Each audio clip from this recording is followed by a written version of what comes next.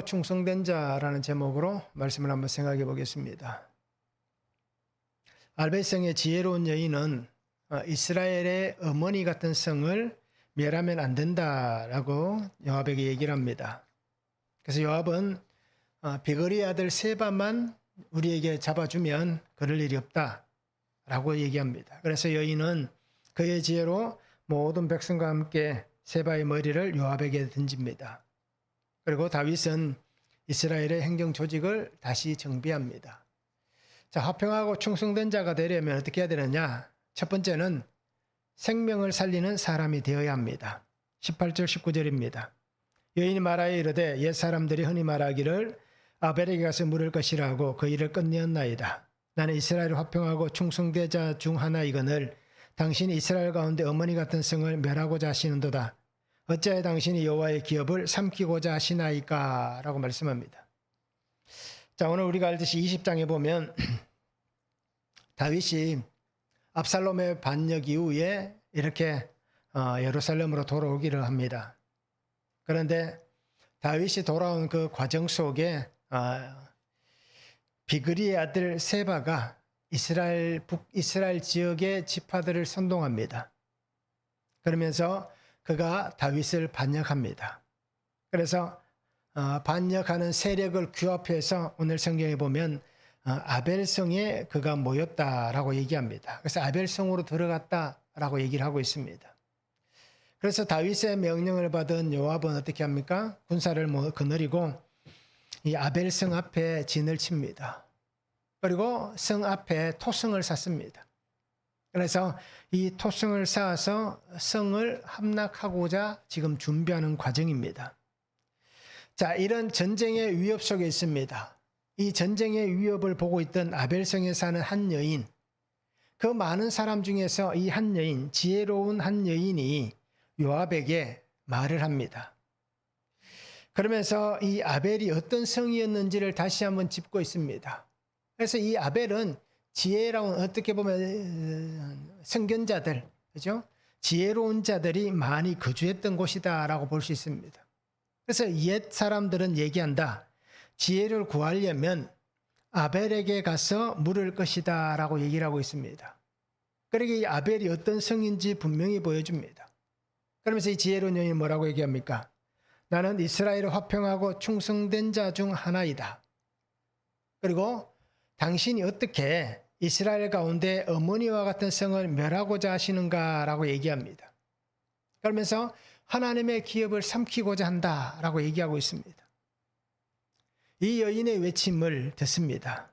그래서 하나님의 기업, 하나님의 백성을 어떻게 요압 당신이 그렇게 없애기 위해서 군사를 거느리고 왔느냐라는 겁니다.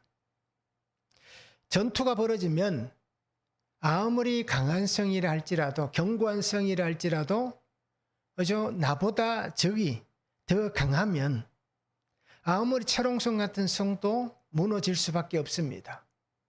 버틸 수 있는 시간은 분명한 한계가 있습니다. 결국 그러다 보면 성 안에 있지만 생사를 알 수 없는 상황이 생기는 겁니다. 그런데 오늘 이 아벨성의 지혜로운 한 여인은 어떻게 합니까? 그러한 위협적인 상황이 생기기 전에 내가 무엇을 해야 할지를 분명히 알고 있습니다. 그래서 요압에게 얘기합니다. 지금 당신이 이렇게 하고 있는 행동은 옳지 않습니다. 파괴하는 것, 무너뜨리는 것, 이 성을 없애는 것, 그죠? 이 지혜로운 자들이 살고 있는 이곳을 없애는 것은 옳지 않다라고 얘기합니다. 그래 결국 죽이는 것, 멸망시키는 것은 부당하다는 얘기입니다. 어떤 상황인지 이 여인도 분명히 알 겁니다. 그래서 세바란 사람이 군사를 모으고 지금 그 힘을 규합해서 이 성에 왔다는 것을 분명히 알고 있습니다. 그렇다 할지라도 죽이는 것, 멸망시키는 것은 부당하다. 생명을 살리는 그 사람이 되어야 한다라는 것을 분명히 제시합니다. 그래서 요압이, 이 지혜로운 여인은 요압에게 얘기하는 이유가 뭡니까? 당신은 죽이는 사람이 아니라 살리는 사람이 돼야 됩니다. 이 성의 많은 사람들이 어떻게 보면 한 사람으로 인해서 피해를 입게 해서는 안 된다라는 전제를 가지고 분명히 이 여인도 얘기를 하는 것입니다. 그런데 분명히 보시기 바랍니다. 오늘 우리가 알고 있는 이 모습들을 잘 생각해 보시면 좋겠습니다. 우리는 어떤 삶의 지혜를 가지고 살아갑니까? 나는 지혜로운 사람입니까? 나는 살리기를 원하는 사람입니까? 나는 죽이는 사람입니까? 하나님의 기업, 하나님의 땅, 하나님의 사람들을 나는 살리고 보존하기를 원합니까? 아니면 내 마음에 들지 않다고, 내 기분에 맞지 않다고 그들을 해치거나 그들을 외면하는 그러한 삶을 살기를 원하십니까? 성도는 하나님의 주시는 지혜를 따라 살아가야 됩니다. 지혜는 어디서 온다라고 우리가 알고 있습니까? 지혜는 하나님의 말씀에서 옵니다. 지혜는 하나님께서 주시는 영적 은혜입니다. 그러니까 우리는 정말 지혜로운 사람이 되어야 됩니다. 그래서 잠언 14장 1절에 말씀하잖아요. 지혜로운 여인은 자기 집을 세우되 미련한 여인은 자기 손으로 그것을 허느니라.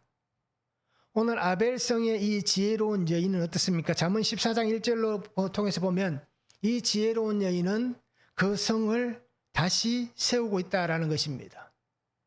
그런데 만약에 이 성에 지혜로운 사람이 없다면, 미련한 사람만 가득 차 있다면 결국 그 성은 자기 손으로 흐르는 그러한 일들이 벌어지는 것입니다. 잠언 11장 30절에도 말씀합니다. 의인의 열매는 생명나무라 지혜로운 자는 사람을 얻느니라 라고 말씀합니다. 그러니 우리가 의인으로서 지혜로운 자로 살아가야 됩니다. 살리는 사람, 그렇죠? 생명을 나눌 수 있는 사람. 그래서 하나님의 말씀 안에서 우리가 화평할 수 있는 사람, 충성할 수 있는 사람이 되어야 하는 것입니다. 하나님의 말씀이 오늘 내게 있다면, 날마다 우리가 말씀을 묵상하고 살아간다면 하나님께서 나를 살리신 말씀이 분명히 있습니다. 그럼 나도 그 말씀에 의지해서 나도 생명을 살릴 수 있는 그런 사람이 되어야 합니다. 예수님께서 나를 살리셨는데 나는 예수님을 인해서 살아났음에도 불구하고 내가 누군가를 죽이고 있다면 그 사람의 삶의 모양이나 신앙의 모양이 정말 하나님이 기뻐하실 만한 그러한 신앙과 삶의 모양인가라는 것입니다. 내가 예수님으로 인해서 살아났다면 나도 그 예수님으로 인해서 살릴 수 있는 그런 삶을 우리가 분명히 살아가야 할 것입니다. 그래서 오늘 나에게 주어진 삶의 자리가 있습니다. 그 삶의 자리에서 또 그 사명의 자리에서 오늘 우리가 생명을 살리는 사람, 또 생명을 보호할 수 있는 사람, 그래서 내게 주신 이 사명의 역할을 잘 감당해낼 수 있는 그런 성도가 되면 좋겠습니다. 그래서 우리는 지혜로운 사람이 되어서 집을 세울 수 있는 성도가 되기를 바랍니다. 지혜로운 사람이 되어서 사람을 얻는 사람들이 되기를 원합니다. 그래서 하나님 안에서 우리가 정말 잘했다 칭찬 들을 수 있는 그런 성도가 되면 참 좋겠습니다. 한번 적용해 보시기 바랍니다. 오늘 나의 삶에 이러한 위기와 갈등이 있습니다. 이런 위기와 갈등 상황 속에서 나는 어떤 말을 하고 어떤 행동을 하십니까? 나는 어떻게 행동하고 어떻게 말하는가라는 것입니다. 분명히 우리는 알고 있습니다. 위기와 갈등 속에 있으면 평안할 때와는 다른 모양이 나타날 거예요. 그럼 나는 그런 상황에서 어떤 말을 하고 어떤 행동을 하는지 한번 적용해 보시길 바랍니다. 나는 살리는 사람입니까? 죽이는 사람입니까? 내가 예수님을 믿는 사람으로서 나는 살리는 사람인지 나는 죽이는 사람인지 한번 적용해 보시길 바랍니다.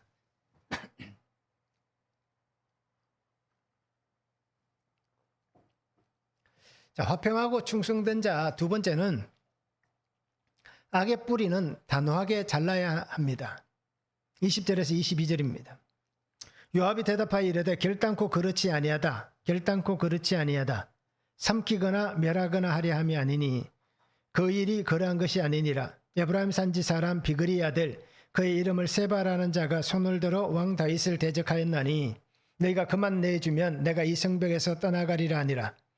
여인이 요압에게 이르되 그의 머리를 성벽에서 당신에게 내어 던지리이다 하고 이에 여인이 그의 지혜를 가지고 모든 백성에게 나아가매 그들이 비그리 아들 세바의 머리를 베어 요압에게 던진지라. 이에 요압이 나팔을 불매 무리가 흩어져 성읍에서 물러나 각기 장막으로 돌아가고 요압은 예루살렘으로 돌아와 왕에게 나아가니라 라고 말씀합니다. 요압은 여인의 물음에 대답합니다. 그렇지 않다라고 얘기합니다. 그죠? 내가 이 성을 진짜 멸하기 위해서 온 것은 아니다. 너희들을 다 죽이기 위해서 온 것은 아니다라고 얘기합니다. 그러면서 요압은 분명하게 핵심을 얘기합니다. 비그리의 아들 세바, 그죠? 에브라임 산지 사람, 그 에브라임 지파 사람이라는 얘기예요. 그 세바가 왕을 대적하였다. 그래서 너희가 그 세바만 내게 내어주면 내가 이 성벽에서 떠나갈 것이다 라고 얘기합니다. 그때 이 여인이 뭐라고 얘기합니까? 그의 머리를 성벽에서 당신에게 내어주겠다, 던져주겠다 라고 얘기를 합니다. 자, 여인은 지혜를 가지고 백성들과 함께 이 문제를 의논합니다. 그리고 어떻게 풀 것인가 분명히 나눕니다. 그리고는 함께 힘을 모아서 어떻게 합니까? 비그리의 아들 세바의 머리를 뱁니다. 그리고 요압에게 던집니다. 요압은 약속한 대로 군사들을 물립니다. 그래서 군사들은 장막으로 돌아가고 요압은 예루살렘으로 돌아갑니다. 자, 여인은 요압의 요구대로 어떻습니까? 백성들과 함께 그 세바를 죽입니다. 그리고 그의 머리를 요압에게 줍니다. 오늘 성경에서 분명히 보여줍니다. 세바가 아벨성뿐 아니라 이스라엘의 어떻게 보면 악함의 뿌리가 된 겁니다. 그래서 이 세바 때문에 이스라엘 전체에 피바람이 불 만한 사건이 생긴 거잖아요.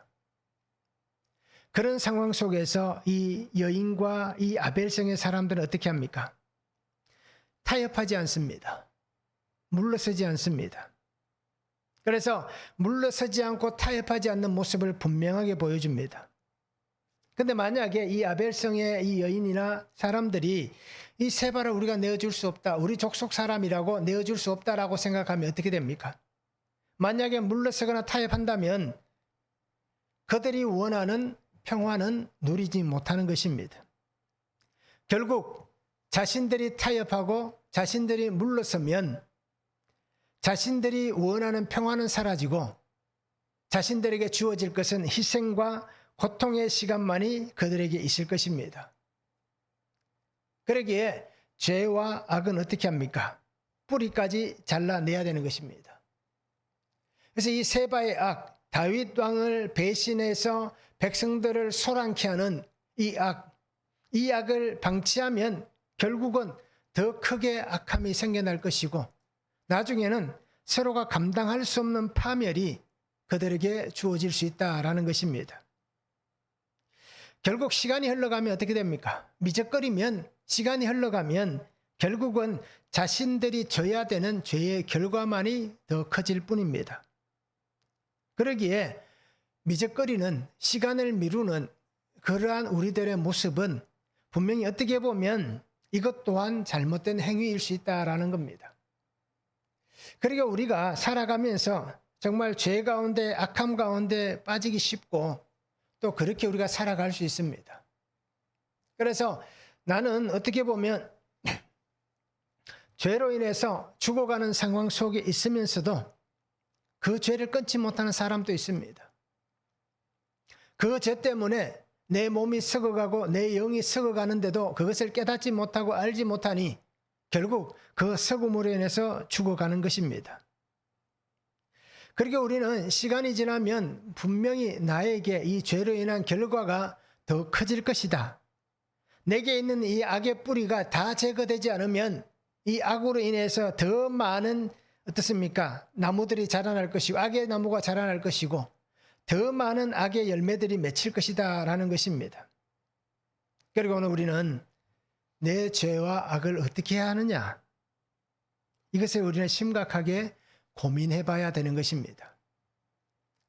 그러나 성경에서 말씀하는 것을 보면 우리는 고민할 필요가 없는 거예요. 그냥 과감하게 도려내면 되는 겁니다. 상처가 깊으면 어떻게 됩니까? 그 상처를 아물게 하기 위해서는 그 상처를 도려내야 되는 겁니다. 아프다고 해서 그 상처를 도려내는 것이 힘들다고 해서 그냥 두면 결국 어떤 일이 벌어집니까? 생명까지 잃을 수 있는 그러한 최악의 경우를 만날 수도 있다라는 겁니다. 그렇기 때문에 오늘 나의 죄와 악을 어떻게 해야 되느냐? 우리는 과감하게 그 뿌리까지 다 단호하게 잘라내야 되는 겁니다. 방치한다거나 모른 척한다거나 아무 문제 없으니 되었다 하면 또 그렇게 시간을 보내면서 미적거리면 결국 내가 해결할 수 없는 문제가 되어버리는 것입니다. 내가 해결하지 못하면, 하나님 앞에서 이 문제를 해결받지 못하면 결국 파멸의 인생이 되는 것입니다. 방치하면 더 썩어서 더 큰 고통과 더 아픔만이 생겨날 뿐입니다. 그래, 지금은 힘들 수 있습니다. 어려울 수 있습니다. 그런데 어떻게 해야 됩니까? 내가 살기 원한다면, 또 살리기 원한다면 과감하게 죄와 악의 뿌리를 뽑아내야 되는 것입니다. 우리가 여름철 특히 보면 알잖아요. 잡초를 분명히 제거합니다. 그런데 그 잡초를 제거한 자리에 시간이 지나면 또 잡초가 올라오는 거예요. 그 잡초가 자라는 것을 보면 참 기가 막힙니다. 분명히 뿌리까지 다 뽑아서 제거했다라고 얘기하는데도 또 시간이 지나면 그 자리에 또 잡초가 자라나는 거예요. 작은 것, 그 뿌리에 작은 것만이라도 남아있으면 어떻게든 그렇게 번성해 가는 것이 잡초입니다. 자, 이와 같습니다. 악도 마찬가지입니다. 그러기에 성경은 분명히 뭐라고 얘기합니까? 악은 어떤 모양이라도 버리라고 데살로니가전서에 말씀하지 않습니까? 또 이사야 13장 11절 이렇게 얘기합니다. 내가 세상의 악과 악인의 죄를 벌하며 교만한 자의 오만을 끊으며 강포한 자의 거만을 낮출 것이며 라고 얘기합니다. 우리 힘으로는 이 악을 버릴 수도 없고 또 끊어낼 수도 없습니다.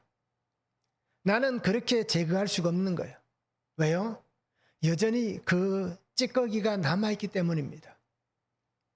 그런데 하나님께서 이것을 제거하시고 하나님께서 불로 태우시면 나의 안에 있는 모든 죄와 악은 깨끗하게 소멸될 수가 있는 것입니다. 그러기에 우리는 말씀에 의지해서 하나님 앞에 구해야 되는 것입니다. 하나님께서, 예수님께서 나의 모든 악을 버릴 수 있도록 내게 은혜를 달라고 구해야 하는 것입니다. 그리고 하나님께서 나의 악, 이 죄를 벌하시고 차라리 나를 하나님께서 벌하시더라도 이 모든 악을 다 제하시는 그 은혜를 내게 달라고 우리는 기도해야 되는 것입니다. 그리고 우리는 말씀을 통해서 분명히 나의 죄를 끊어내시기 바랍니다. 나의 중독을 끊어내시기 바랍니다. 내 죄의 악함을 다 끊어내시기 바랍니다. 그리고 매일 말씀을 통해서 정결케 된 성도의 삶을 우리가 살아가면 좋겠습니다. 우리가 말씀 안에서 정결해져야 되는 것입니다. 매일 말씀을 묵상하시면서 그 구속사의 말씀을 통해서 나를 보셔야 되는 거예요. 구속사의 말씀이 내게 들려짐을 통하여서 내 죄가 드러나고 이 죄를 끊어내야 되는 겁니다.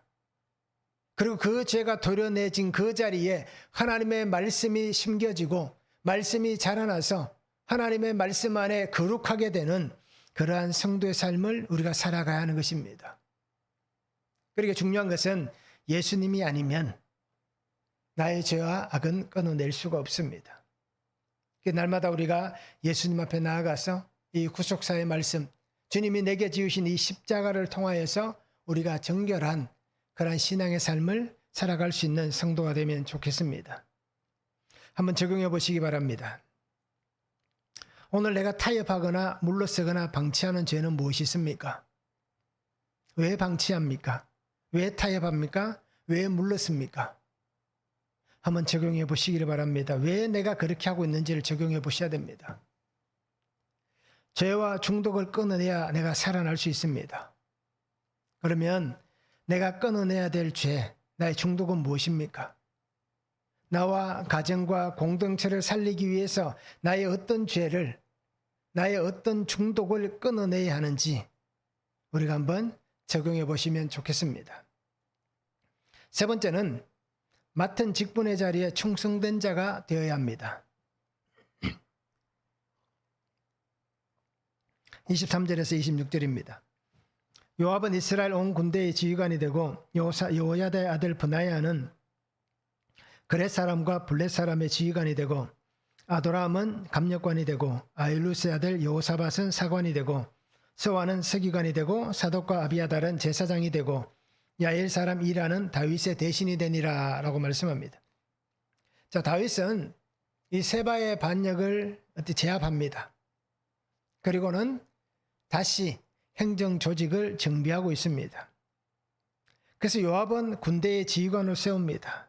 브나야는 어떤 지휘관, 그래서 경호하는 일을 책임지게 합니다. 그리고 아도람은 감력관이 됩니다. 이 감력관은 노예들을 어떻게 보면 그 사역지에서 일터에서 일을 시키는 그러한 직책입니다. 그리고 여호사밧은 사관이 되고 스와는 서기관이 되고 사독과 아비아달은 제사장이 되고 이라는 대신이 되었다라고 얘기를 하고 있습니다. 자, 필요한 직책을 그 필요한 자리에 사람들을 세웁니다. 그래서 국가는, 나라는 직책을 따라서 세워집니다. 그 직책을 따라 세워진 사람들에 의해서 질서가 회복되고 또 왕이 가지고 있는 통치 철학이 그 사람들을 통하여서 세워져 가는 것입니다. 그래서 왕의 명령에 충성하는 사람들이 그 직분자로 세워지고 있는 것입니다. 그래서 왕에게 충성하는 그 한 사람 한 사람들로 인해서 국가는 더 강한 나라가 되는 것입니다. 자, 이렇듯 오늘 우리도 내게 주신 하나님의 사명의 직분, 자리가 있습니다. 하나님께서 주시는 그 사명을 따라서, 하나님 주신 그 직분을 따라서 내가 하나님의 사람이 되었고 또 공동체의 사람이 되었습니다. 그래서 하나님께서 내게 직분을 주셨기 때문에 내가 이 직분을 맡은 자로서 화평할 수 있는 자가 되고 또한 내가 이 직분을 맡은 자로서 충성하는 자가 되는 것입니다. 결국 내가 하나님의 직분을 받는 것, 나에게 주신 하나님의 사명이 있는 것은 하나님이 나를 부르신, 하나님이 나를 택하신 그 하나님의 은혜 안에 주어졌다라는 것입니다. 그리고 오늘 내가 하나님의 부르심 안에서 정말 하나님이 기뻐하실 만한, 하나님께서 이 땅에서 하나님의 나라를 세워가시는 하나님의 통치 철학, 그죠? 그 하나님의 말씀, 그 말씀에 오늘 내가 신실한 자가 되어서 순종할 수 있고 그 명령에 충성할 수 있는 자가 되어야 하는 것입니다.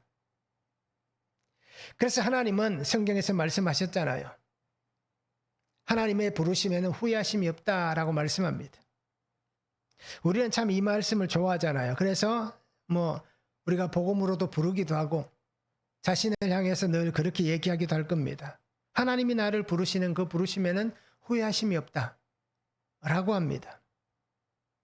정말 내가 하나님의 부르심에 후회함이 없는 삶을 살아가는가? 정말 하나님께서 나에게 주신 이 사명 안에 내가 하나님께 후회함이 없는 이 사명의 삶을 살아가는가? 내가 거룩한 자로서 정말 정인된 그 삶을 잘 살아가고 있는가?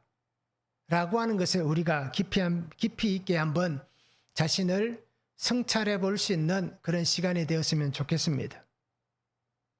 하나님은 하나님의 역사하시는 시간 속에 나를 세우셨습니다. 그런데 우리가 알듯이 내가 아니라 할지라도 하나님의 시간 속에 하나님의 일꾼들은 수없이 많습니다. 그런데 그 수없이 많은 사람 중에 하나님이 나를 부르시고 그 자리에 세우셨다라는 것은 어떤 의미입니까?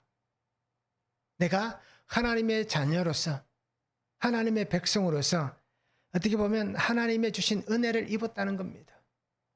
나 같은 자도 하나님께서 이렇게 택하셨다라는 것입니다. 그리고 우리 성도님들이 정말 이 하나님의 은혜 안에 살아가면서 다른 성도와 비교하지 않기를 바랍니다. 다른 성도의 삶을 부러워하지 않기를 바랍니다. 비교하고 부러워하면 끝없이 비교하고 끝없이 부러워하는 겁니다.